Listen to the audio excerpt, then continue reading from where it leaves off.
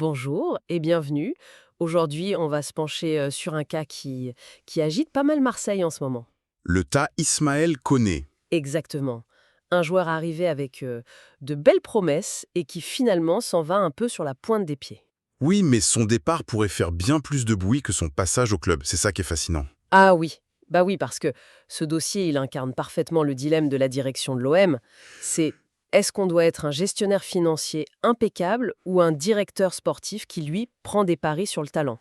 D'accord. Alors, pour que tout le monde suive bien, on va reposer les bases. Koné, il arrive de Watford, C'est ça. mais il s'impose jamais vraiment. On parle de quoi? 9 petits matchs sous 2 Herbie, c'est très peu. C'est rien du tout. Et d'ailleurs, le club a même essayé de le prêter à Rennes, mais ça n'a pas marché.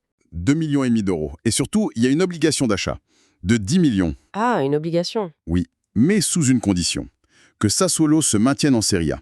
Et bon, là, on peut dire que c'est quasiment fait. Ok, donc si on fait le calcul, 2,5 millions plus 10 millions, ça fait 12,5 millions au total. Voilà, C'est à peu près son prix d'achat, non? c'est très très proche, oui.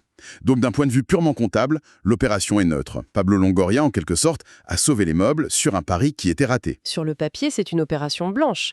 Un flop sportif, mais effacé par une bonne gestion. C'est ça. Mais l'histoire ne s'arrête pas là. Loin de là. C'est là que ça devient un peu fou, j'ai l'impression. Complètement. Parce qu'un autre club italien serait entré dans la danse. Et pas n'importe lequel. Non, pas n'importe lequel. La Juventus de Turin. La Juve, d'accord. Et alors, quel serait le montage? Alors, le scénario qui se dessine est assez parlant. Sassuolo payerait les 10 millions qu'ils doivent à l'OM. Pour lever l'option, logique. Exact. Et il pourrait revendre Koné dans la foulée.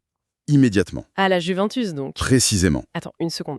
Si la Juventus est déjà intéressée, pourquoi ils ne vont pas voir l'OM directement? Ça paraît plus simple, non? C'est toute la subtilité du mercato italien, en fait. Ah, Les relations entre la Juventus et Sassuolo sont historiquement très très proches. Certains disent même que c'est un club satellite. d'accord, je vois. Et donc les chiffres qui circulent, c'est quoi pour cette revente? On parle d'un montant qui tournerait autour de 20 millions d'euros. 20 millions. Oui, Waouh!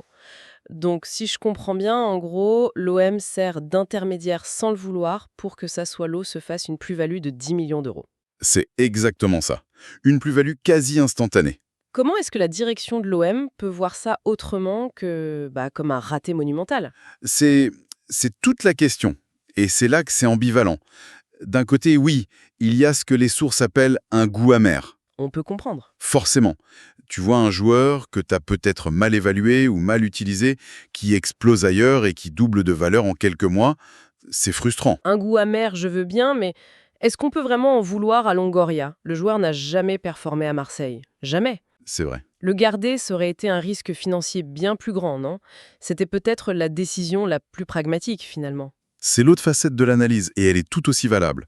La direction a fait quoi? Elle a sécurisé l'investissement initial. Dans le foot d'aujourd'hui, où chaque euro compte, éviter une perte sèche, c'est déjà une victoire en soi. Hmm. La vraie question que ça pose, c'est le problème, c'était le joueur ou c'était l'environnement marseillais qui n'a pas su l'exploiter? On se retrouve donc face à une situation qui divise complètement, quoi. Soit on y voit une gestion financière prudente, et même réussie, Soit on y voit un échec sportif et peut-être un manque de flair. c'est le cœur du dilemme. Totalement.